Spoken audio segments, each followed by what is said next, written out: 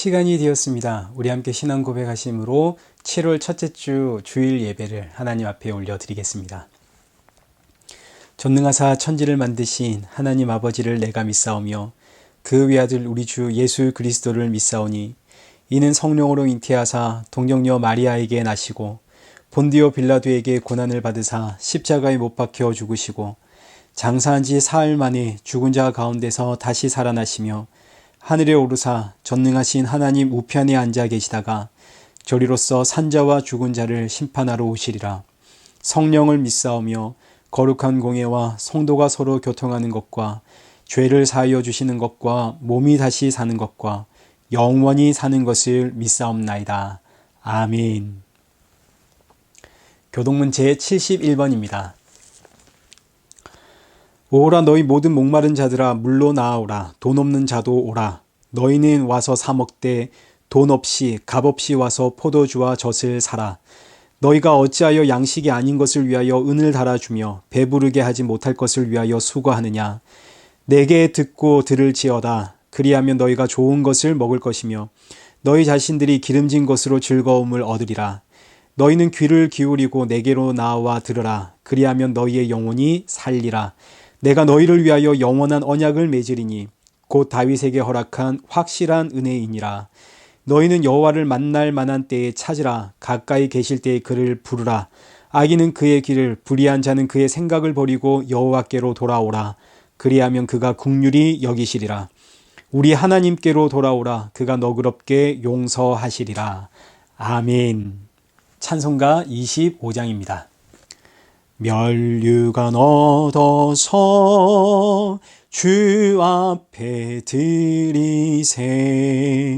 저 천사 기쁜 노래가 온 땅에 퍼지네. 내 혼아 깨어서 주 찬송하여라. 온 백성 죄를 속하신 만왕의 왕일세. 멸류관 벗어서 주 앞에 드리세. 그 손과 몸의 상처가 영광 중 빛나네. 하늘의 천사도 그 영광 보고서 고난의 신비 알고자 늘 힘모하도다. 멸류관 벗어서 주 앞에 드리세. 온 세상 전쟁 그치고 참 평화 오겠네. 주 보좌 앞에서 온 백성 엎드려 그 한량없는 영광을 늘 찬송합니다. 아멘.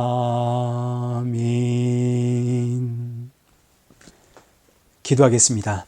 살아계신 하나님 아버지, 이 귀한 날 예배 드릴 수 있음에 감사드립니다.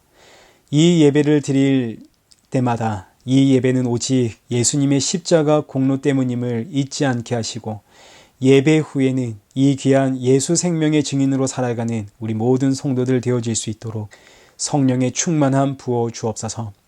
예수님의 이름으로 기도드리옵나이다. 아멘.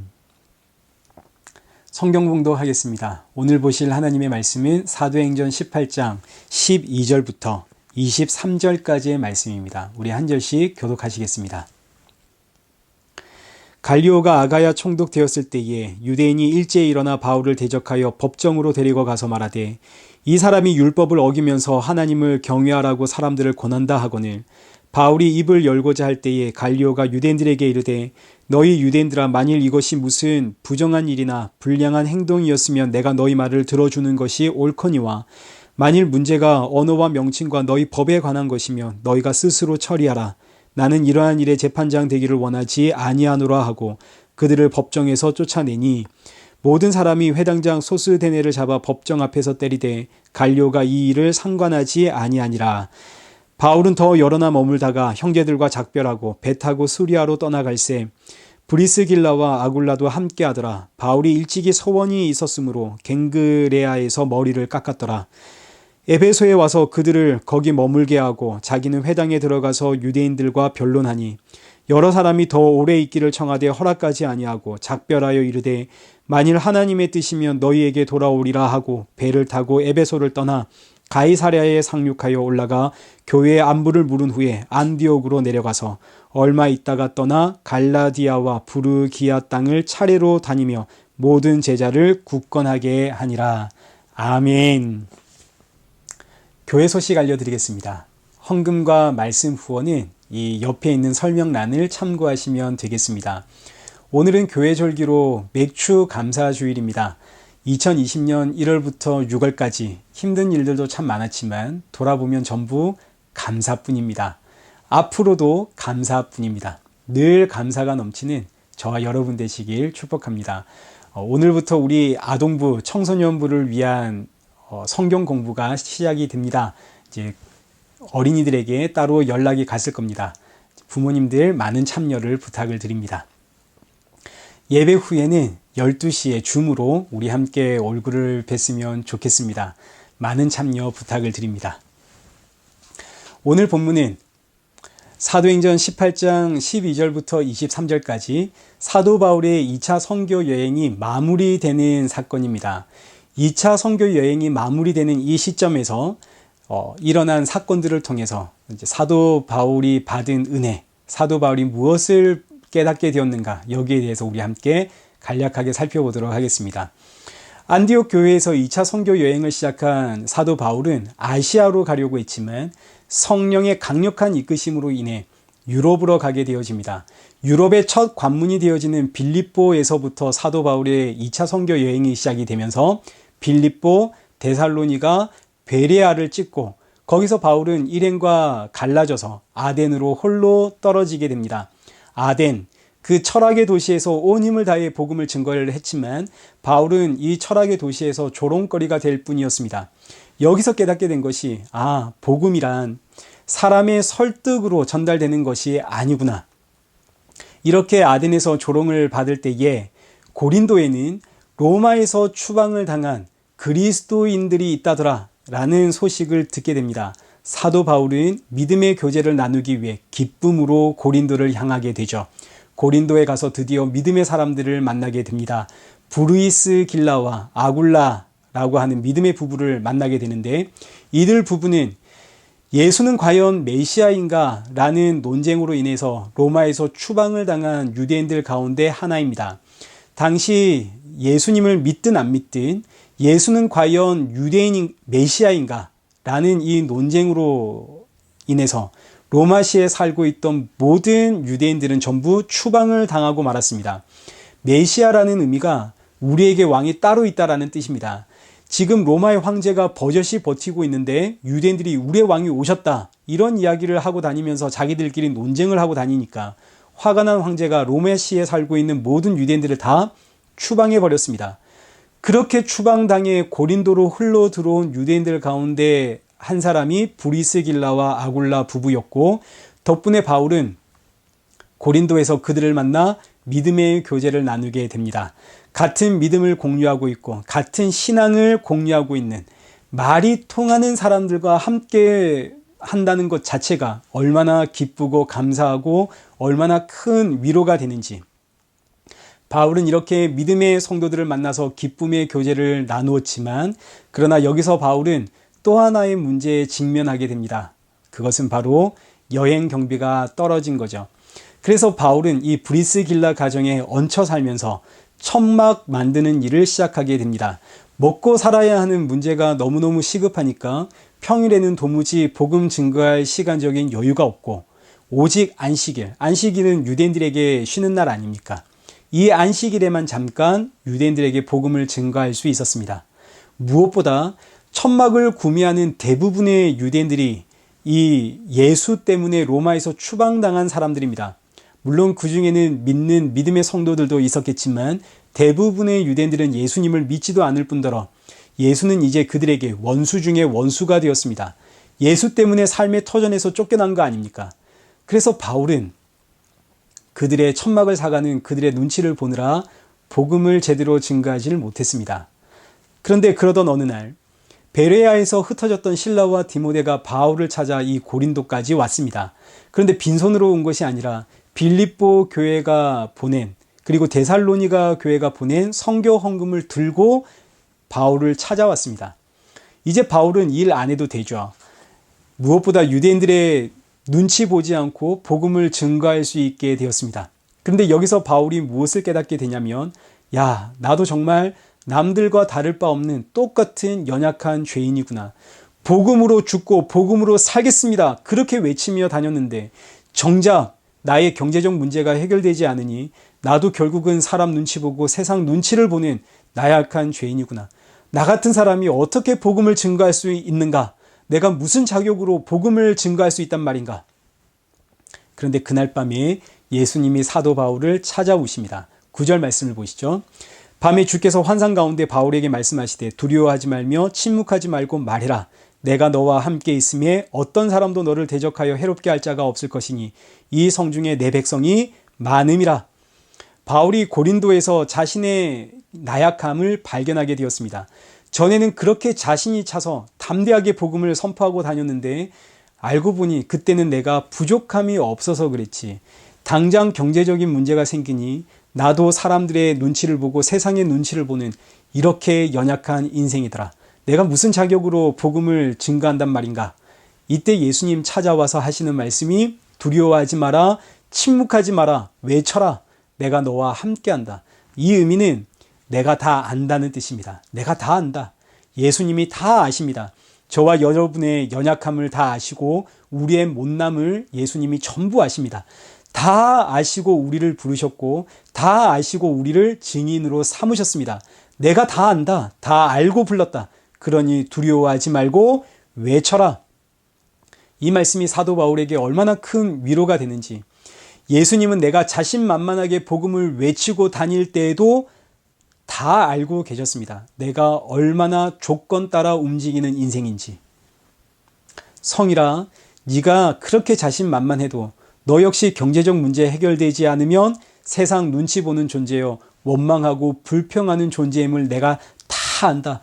다 알고 너를 여기 세웠다. 이 말씀이 저에게도 얼마나 큰 위로가 되는지 모릅니다.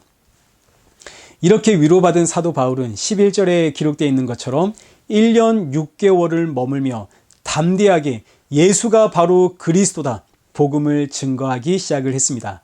그러던 어느 날, 이제 12절 말씀을 보시죠. 오늘 본문입니다. 갈리오가 아가야 총독되었을 때에 유대인이 일제히 일어나 바울을 대적하여 법정으로 데리고 가서 고린도 지역의 총독이 바뀌었습니다. 총독이 바뀌면 새로 부임한 총독은 이 민심을 사로잡기 위해서 백성들의 요구를 잘 들어주곤 했습니다. 그동안 유대인들은 이 사도 바울 때문에 너무너무 힘들었습니다. 처음에는 천막을 만들어 파는 참 좋은 사람인 줄로만 알았는데, 그런데 어느 날부터 본문 5절과 6절에 기록되어 있는 것처럼 예수는 그리스도다 하고 증거하기 시작을 하니까 로마에서 추방당한 이 유대인들에게 예수는 원수 중에 원수 아닙니까? 그런데 그 원수의 이야기를 사도 바울이 하는 거죠. 뿐만 아니라 그 원수의 이야기를 믿고 따르는 사람들이 많아졌습니다. 예수님도 사도 바울에게 10절 하반절에 이 성중에는 내 백성이 많다 하셨습니다. 그러니 유대인들이 바울을 어떻게 하고 싶어도 따르는 백성들, 예수님을 믿는 이들이 너무너무 많으니 참 그들의 눈치가 보이고 힘들었습니다. 그런데 지금 총독이 바뀌었죠. 새로운 총독은 분명히 민심을 잡기 위해서 우리 말에 귀를 기울여 줄 것이다. 이렇게 생각한 유대인들은 12절에 기록처럼 일제히 일어나 사도 바울을 붙잡고 법정으로 데리고 가서 이 사도 바울을 고발하게 됩니다. 그 고발하는 내용을 한번 보십시오. 13절. 말하되 이 사람이 율법을 어기면서 하나님을 경외하라고 사람들을 권한다 하거늘. 지금 유대인들이 사도 바울을 종교적인 문제로 고발을 했습니다. 이 사람이 우리 율법을 어기면서도 하나님을 경외하라고 사람들에게 권한다. 이 당시 로마는 정복 전쟁을 하면서 각 나라의 종교들을 전부 인정해 주었고 그 종교 문제도 해결했습니다. 그 종교가 사회 질서를 어지럽히거나 또는 이 종교가 비윤리적인 가르침을 할 때는 가차없는 징계를 했고 그렇지 않을 경우에는 모두 다 수용하고 인정해 주었습니다.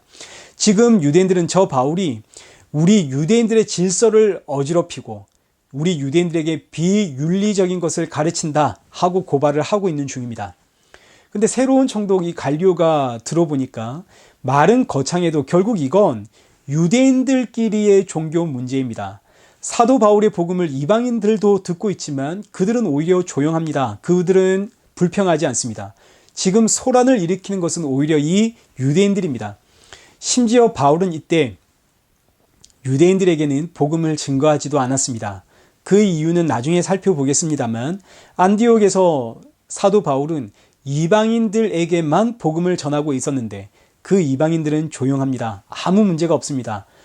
그런데 유대인들은 펄펄 뛰고 난리가 난 거죠. 그러니까 지금 소란을 일으키고 있는 사람들은 정작 유대인들입니다. 그런데 총독 갈리오는 유대인들에게 지금 소란을 일으키는 것은 당신들이요 이 말을 못하죠. 민심을 잡아야 하니까. 그래서 총독 갈리오는 이런 판결을 내리게 됩니다. 14절과 15절 한번 보시죠. 너희 유대인들아, 만일 이것이 무슨 부정한 일이나 불량한 행동이었으면 내가 너희 말을 들어주는 것이 옳거니와 만일 문제가 언어와 명칭과 너희 법에 관한 것이면 너희가 스스로 처리해라.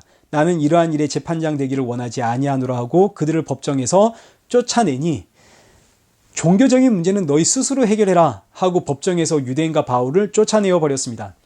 성경이 이 사건 왜 기록하고 있을까요? 이 사건은 하나의 복선입니다. 앞으로 일어날 사건을 암시하는 사도 바울이 로마를 향해 가게 되어지는 복선.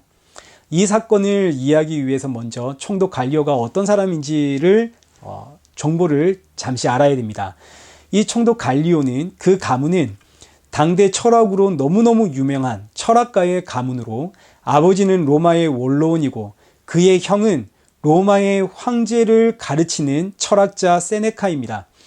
그리고 갈리오 본인도 이 로마에서 네노아라 하는 철학자 중에 한 사람입니다.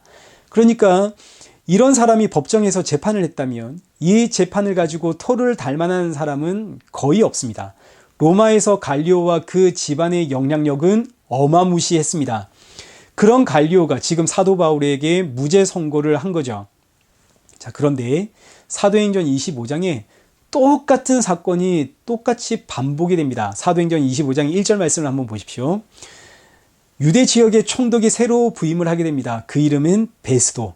베스도가 유대 총독으로 부임한 지 3일 만에 대제사장들과 유대인들의 고위 관료들이 다 이 총독을 찾아가 사도 바울을 고발하게 됩니다. 그 이유는 똑같습니다. 총독이 새로 왔으니까 민심을 위해서라도 우리의 말을 들어주겠지. 그래서 대제사장과 유대인의 높은 사람들이 사도 바울을 총독에게 고발을 하는데 이때 베스도는 갈리오와는 좀 다른 사람입니다. 베스도는 돈으로 총독의 자리를 산 사람이기 때문에 이 총독의 자리에서 돈을 벌어야 되는 사람입니다. 그래서 9절 보시죠. 베스도가 유대인의 마음을 얻고자 하여 바울도로 묻되 네가 예루살렘에 올라가서 이 사건에 대하여 내 앞에서 신문을 받으려느냐. 베스도는 유대인들의 마음을 얻기 위해서 유대인들의 편에서 재판을 하려고 시도를 했습니다. 그러면 당연히 사도 바울은 유죄 선고를 받겠죠. 사도 바울이 이 사실을 너무나 잘 압니다. 그래서 사도 바울이 11절 하반절에 내가 가이사께 상소하노라. 사도 바울이 로마에 가서 가이사에게 상소할 수 있는 이유는 지금 이 사건은 이미 고린도에서 총독 갈리오에 의해 무죄 선언을 받은 사건이기 때문입니다. 당대 최고의 철학가요 권력자 중에 한 사람인 갈리오가 무죄 선언을 했는데 그런데 여기서 똑같은 문제를 가지고 유죄 선고를 하려고 하니까 이 사도 바울이 나는 로마에 가서 가이사에게 이 문제를 직접 재판받겠습니다. 그러자 베스도가 할 말이 없습니다. 자신은 지금 유대인들의 마음을 살기 위해서 이 사도 바울을 처리하려고 했는데 이거 뚜껑을 열어보니까 세상에 지금 이 문제는 당대 최고의 권력자인 갈리오가 무죄 선언을 한 사건입니다. 속된 말로 지금 똥 밟은 거죠. 바울을 처리하려고 하니까 갈리오가 걸리고 바울을 놓아주려고 하니까 유대인들이 걸립니다. 야, 이거 정말 어떻게 해야 할까? 12절. 베스도가 배석자들과 상의하고, 야, 이거 큰일이다. 어떻게 하면 좋을까? 그러자 곁에 있던 사람들이 저 사람이 가이사에게 상소했으니 가이사에게 보내버립시다. 그래서 12절 이르되 네가 가이사에게 상소했으니 가이사에게 갈 것이니라. 그래서 사도 바울은 너무나 안전하게 로마 군대의 호의를 받으면서 로마를 향해 가게 되어집니다. 그러면 이제 이 과정을 한번 보시죠. 고린도에서 복음을 증거하던 사도 바울이 붙잡혀서 법정에 끌려가는 것, 이거 사도 바울이 의도한 거 아닙니다. 그리고 시간이 지난 후에 사도 바울이 다시 이 법정에서 재판을 받고 로마로 가게 되는 것도 사도 바울이 의도한 것이 아닙니다. 이거 전부 다 하나님이 하셨습니다. 사도 바울도 자신의 계획이 있었습니다. 복음을 어떻게 증거해야 할까? 자신의 계획이 있었습니다. 그러나 이 계획 속에는 자신이 고발을 당해서 법정에 가는 것, 이건 이 계획 속에 없었던 일입니다. 그런데 하나님은 사도 바울을 붙잡아 법원으로 끌고 가게 하심으로 사도 바울을 로마로 보내십니다. 잠언 16장 9절 말씀 보시죠. 사람이 마음으로 자기의 길을 계획할지라도 그의 걸음을 인도하시는 이는 여호와시니라. 잠언 19장 21절. 사람의 마음에는 많은 계획이 있어도 오직 여호와의 뜻만이 완전히 서리라. 잠언 20장 24절. 사람의 걸음은 여호와로 말미암나니 사람이 어찌 자기의 길을 알 수 있으랴. 우리가 우리의 인생의 길을 아무리 계획하고 설계하고 힘차게 달려가도 결국 우리를 이끄시는 분은 여호와 하나님. 이 말씀 가지고 아이고 그러면 우리 인생 계획할 필요가 없겠네. 아무것도 안 해도 되겠네. 이렇게 이해하고 받으시면 절대로 안 됩니다. 이 말씀은 이 땅에서 우리가 아무리 계획을 세워봤자 그거 다 헛거네 이런 뜻이 아닙니다. 성도에게 일어나는 모든 일들은 전부 복음을 위해서 일어나고 있다라는 뜻입니다. 공중의 새도 하나님이 허락하지 아니하면 땅에 떨어지지 않습니다. 성도의 인생에서 일어나고 있는 크고 작은 모든 일들은 전부 목적이 있는 겁니다. 무슨 목적일까요? 복음을 듣게 하시고 복음의 증인으로 만들어가는 것이 그 목적입니다. 왜 오늘 나에게 이런 일들이 일어날까? 사도 바울 보십시오. 왜 내가 법원에 잡혀가야 하나? 지금은 이해할 수 없지만 후에 돌아보니 그때 그 재판으로 인해 내가 여기 로마에 올 수 있었구나. 로마에서 복음을 이렇게 증거하고 있구나. 마찬가지입니다. 우리 성도의 삶에서 일어나고 있는 크고 작은 모든 일들, 이해할 수 없는 사건들 전부 다 후에 돌아보면 나로 하여금 복음을 듣게 하시고 복음의 증인으로 만들어 가시는 하나님의 섭리고 하나님의 이끄심임을 알게 됩니다. 여러분 밴쿠버에 왜 오셨습니까? 여러 가지 이유가 있으시죠? 그러나 결국은 복음 듣게 하려고 이 밴쿠버로 보내신 겁니다. 제가 왜 밴쿠버에 왔을까요? 저도 여러 가지 이유가 있었습니다. 그러나 그건 전부 저를 밴쿠버로 보내시는 하나님의 이끄심이었고 밴쿠버에 와 보니까 밴쿠버로 나를 보내신 그 목적은 복음이 무엇인지 알게 하려고 복음의 증인 만드시려고 나를 밴쿠버로 보내셨구나.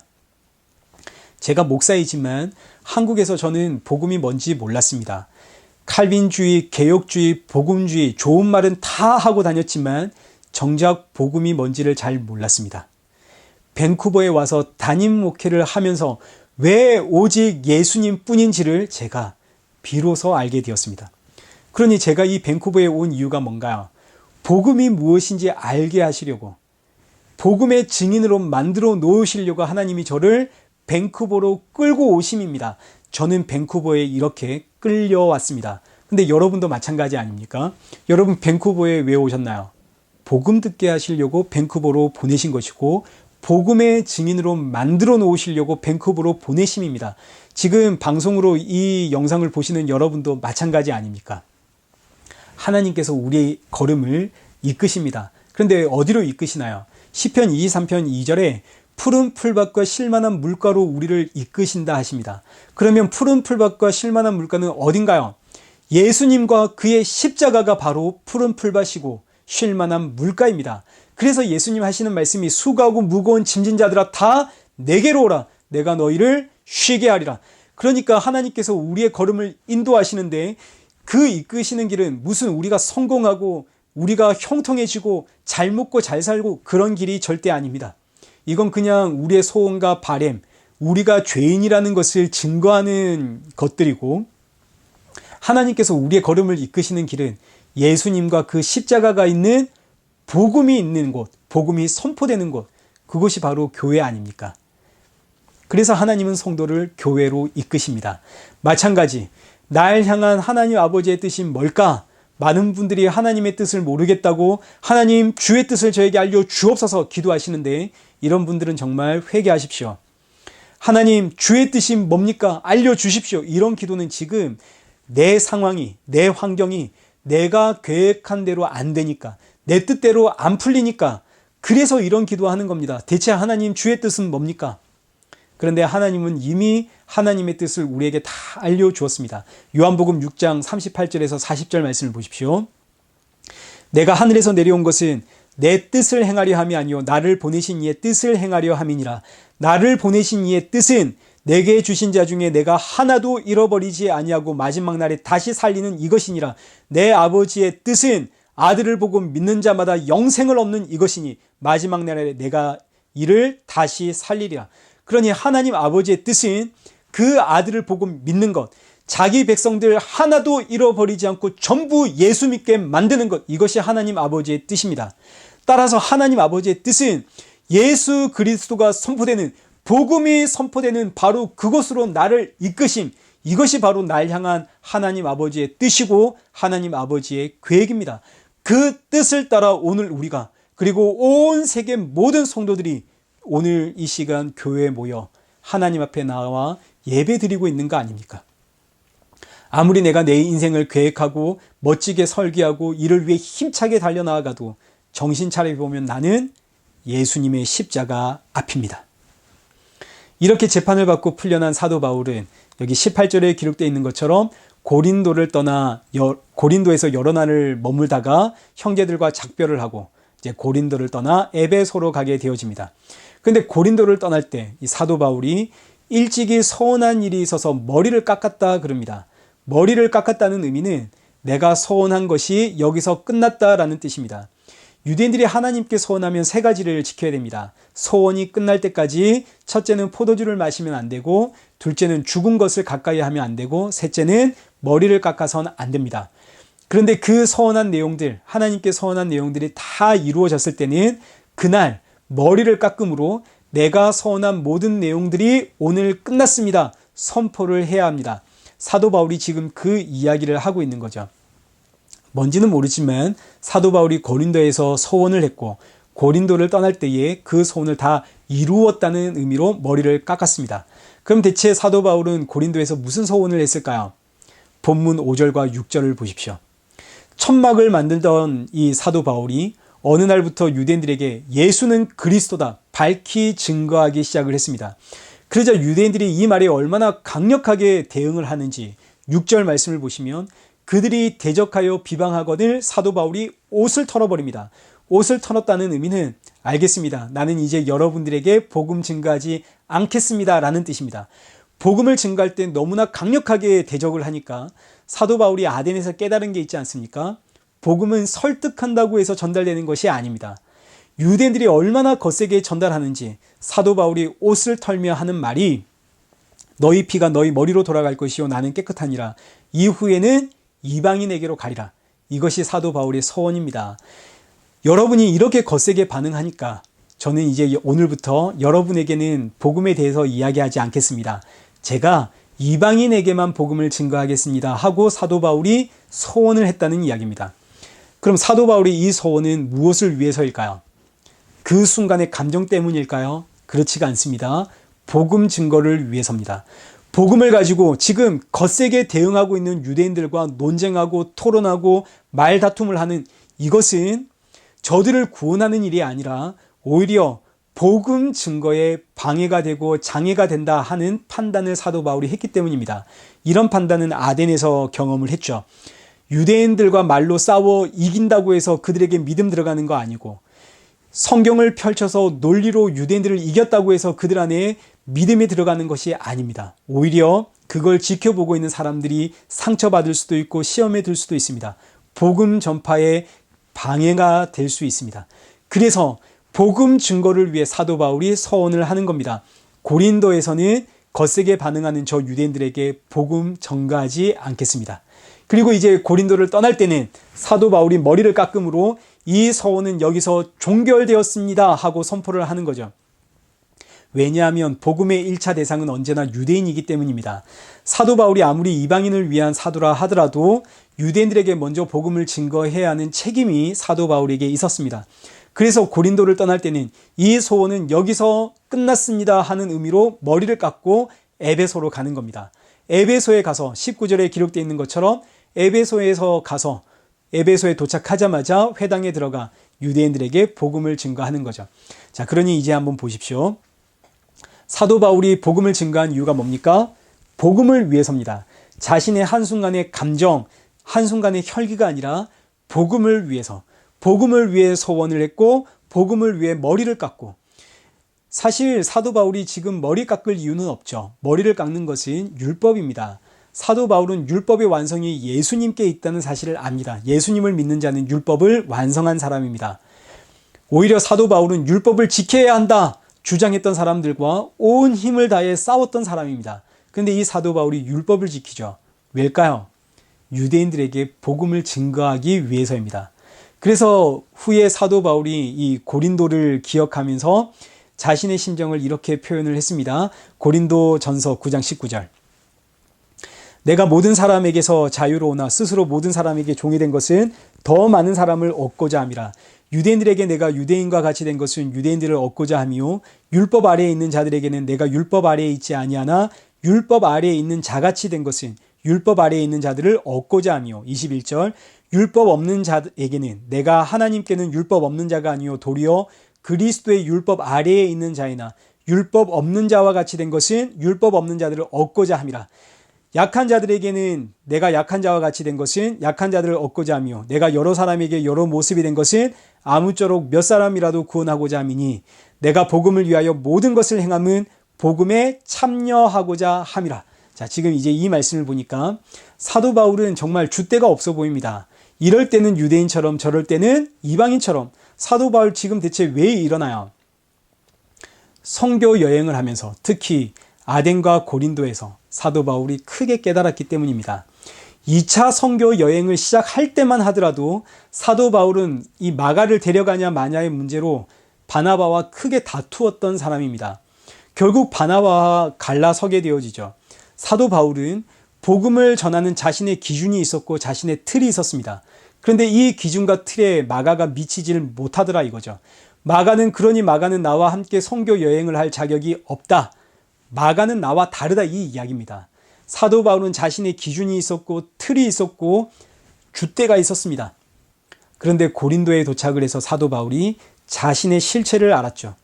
결국 돈이 없으니 자신은 복음도 제대로 증거하지 못하는 사람들의 눈치를 볼 수밖에 없는 너무너무 나약해 빠진 죄인이더라. 나는 마가와 다른 줄 알았는데 세상에 알고 보니까 나는 마가보다 훨씬 못한 사람이더라. 내 고집, 내 주장, 내 틀, 내 자존심은 작은 시련 앞에서 날아가 버리는 너무너무 보잘것없는 것들이고 무엇보다 내가 가지고 있는 고집과 자존심과 틀 이것으로는 영혼을 구원할 수가 없더라. 사도 바울이 이걸 깨달았습니다. 그래서 사도 바울이 바뀝니다. 과거에는 틀을 정했습니다. 나와 함께 하려면 이 틀 안으로 들어와야 한다. 예수 믿는 자는 이 틀 안에 들어와야 한다. 왜요? 이게 진리니까. 그런데 선교 여행을 하면서 사도 바울이 자신을 발견하게 되니까 복음이란 내가 정한 틀 안으로 사람을 밀어넣는 것이 아니라 복음이신 예수 그리스도께로 사람들이 나아갈 수 있도록 내가 그들을 섬겨야 하는 것이구나.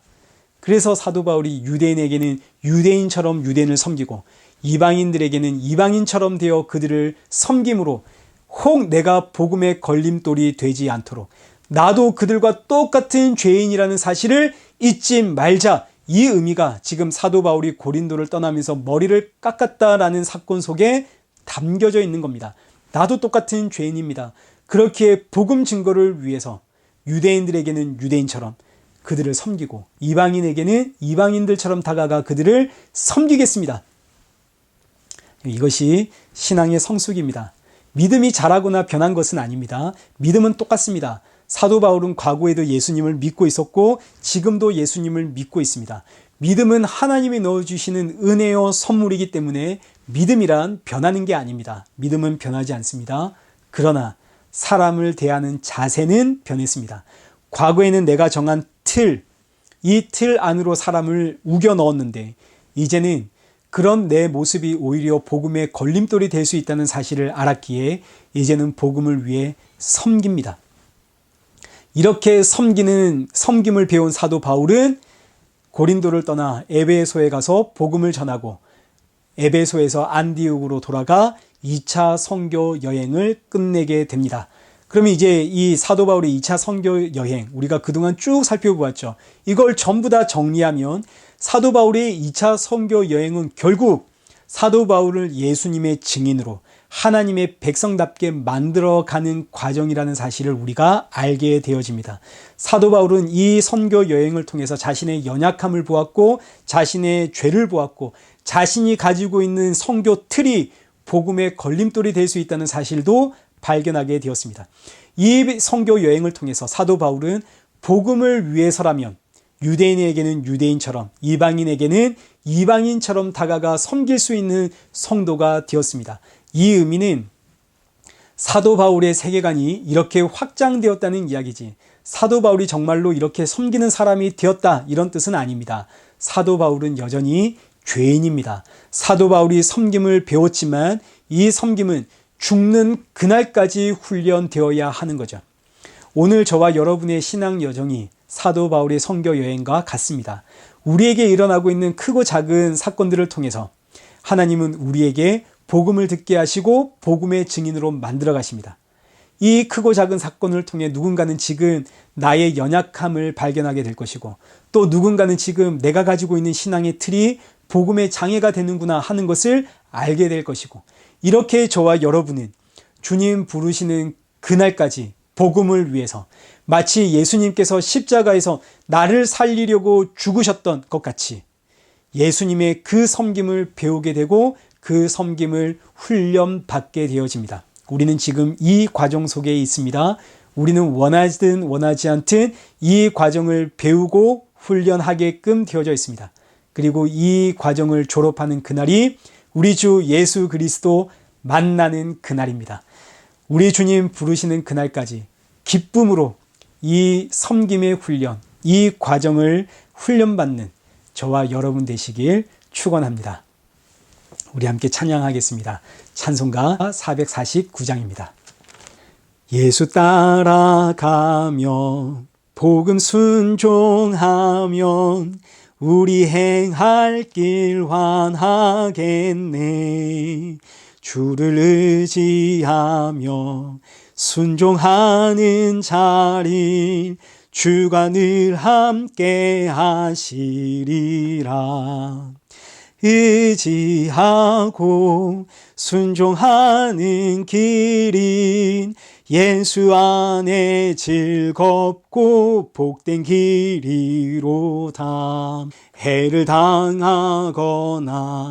우리 고생할 때 주가 위로해 주시겠네.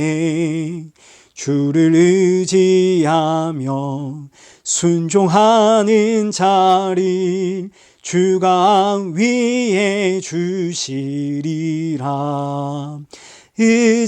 의지하고 순종하는 길이 예수 안에 즐겁고 복된 길이로다.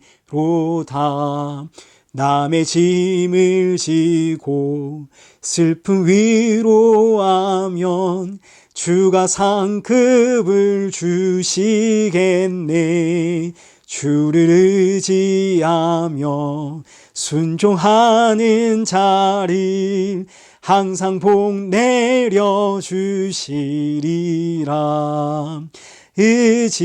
의지하고 순종하는 길인 예수 안에 즐겁고 복된 길이로다. 우리 받은 것을 주께 다 드리면 우리 기쁨이 넘치겠네. 주를 의지하며 순종하는 자를 은혜 풍성케 하시리라. 의지하고 순종하는 길은 예수 안에 즐겁고 복된 길이로다. 주를 힘입어서 말씀 잘 배우고 주를 모시고 살아가세. 주를 의지하며 항상 순종하면 주가 사랑해 주시리라. 의지하고 순종하는 길은 예수 안에 즐겁고 복된 길이로다. 기도하겠습니다. 살아계신 하나님 아버지, 오늘 말씀을 통해 우리에게 일어나는 모든 일들이 결국은 예수님을 만나고 예수님의 증인으로 만들어 가시기 위한 하나님의 뜻이요, 하나님의 계획이요, 하나님의 이끄심임을 배웠습니다. 그렇게 성도는 삶의 모든 과정이 때로는 이해할 수 없고 때로는 답답하고 힘들어도 감사할 수 있습니다. 이 감사가 있는 성도가 되어지도록 우리 모두에게 성령의 충만함 부어 주옵소서. 예수님의 이름으로 기도드리옵나이다. 아멘. 이제는 우리 주 예수 그리스도의 은혜와 성부 하나님의 크신 은혜와 성령 하나님의 위로교통 충만하심이 우리 주 예수 그리스도 다시 오실 그날까지 예수님의 섬김을 배우고 훈련하여 더욱더 예수님 닮아가길 소원하는 우리 이레교회와 성도들과 온 세계 교회 머리머리 위에 이제로부터 영원토록 함께 있을지어다. 아멘.